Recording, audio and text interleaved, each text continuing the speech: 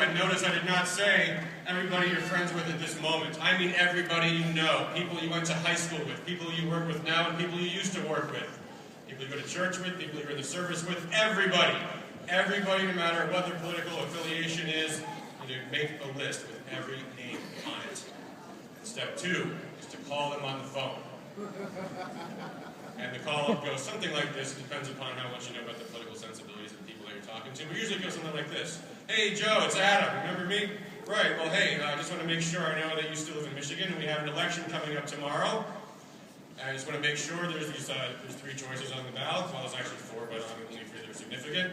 Which is counterfeit conservative Mitt Romney, counterfeit conservative Rick Santorum, or maybe you're going to vote for the champion of the Constitution, the man who's going to shatter Barack Obama's base and reclaim the White House for liberty, Ron Paul.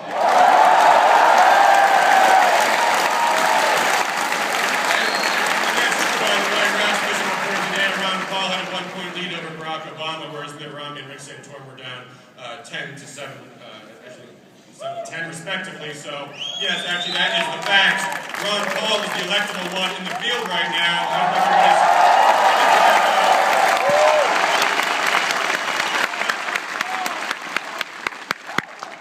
But depending on what they say, then there's a few different scenarios you have to consider. Number 1, if they say that, yes, they support Ron Paul and they're ready to vote for him, you need to make sure that they know that they can vote in the primary. And you'll be amazed how many people are confused about that process. I'm not kidding, guys. Call up every Ron Paul supporter you know in Michigan and make sure that they know that they can vote.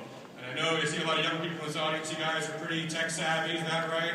Because, anytime people ask me, why Ron Paul is so much supported by young people, I say, well, principally because, we're on the internet more. I mean, therefore, we're not bothered by the mass media there. So, so you're in front of your computer when you're calling your friends. Go to michigan.gov/vote. And all you need is the name, birth month, and I think zip code, and you can actually look up and see whether or not your friend is registered, and if so, where and exactly where their polling place is. You can tell them exactly where they go to vote. You can tell them it's 7 a.m. to 8 p.m. tomorrow. Make sure you bring your ID. You don't necessarily need it, but it's always smart to keep it with you. And you make sure that they get to the polls tomorrow on election day and cast their ballot for Ron Paul. Now, if they say that they're not sure who they're voting for, there's something that you must do. And for Ron Paul supporters, this can be a little tricky sometimes. You must show them how Ron Paul is their candidate on the issues that matter to them, whatever they are. And I know our issues are all the Constitution, the Federal Reserve, the foreign policy, but talk to them, see what their issue is, and show them how Ron Paul is their candidate on their terms. Because you know what?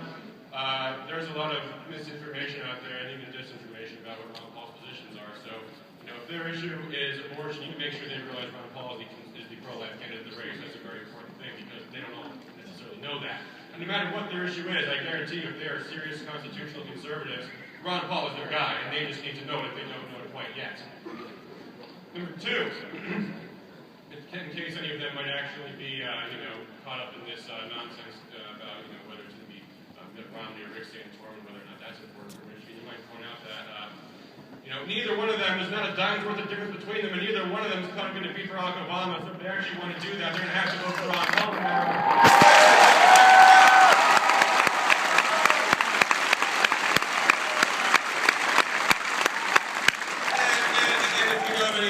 Who say they want to vote for Santorum just for the sake of political mischief, remind them, please, that a vote for Rick Santorum is a vote for Rick Santorum.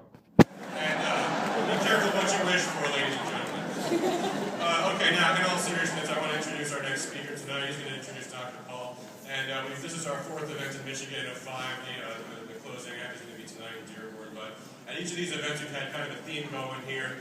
So 2 days ago at Central Michigan University, we had soldiers, airmen, and sailors for Ron Paul, reminding Michigan that Ron Paul, the candidate that our troops support, almost unanimously within the last quarter, donations for Ron Paul coming, of course, mostly from U.S. Army, Navy, and Air Force, the top 3 employers of our donors. And 6 times the amount donated to each of Ron Paul's Republican candidates combined, Ron Paul's Republican rivals combined, and 3 times that of the current President Barack Obama. So that's pretty impressive. It's important to remind people when they want to talk about Ron Paul's foreign policy that the men and women putting their lives in danger, they support Ron Paul overwhelmingly so. And then, of course, last night we had a rally in Hudsonville in the Grand Rapids area. Small business owners for Ron Paul. We had some small business owners in Michigan on the front lines of commerce here. talking about, that Ron Paul is the one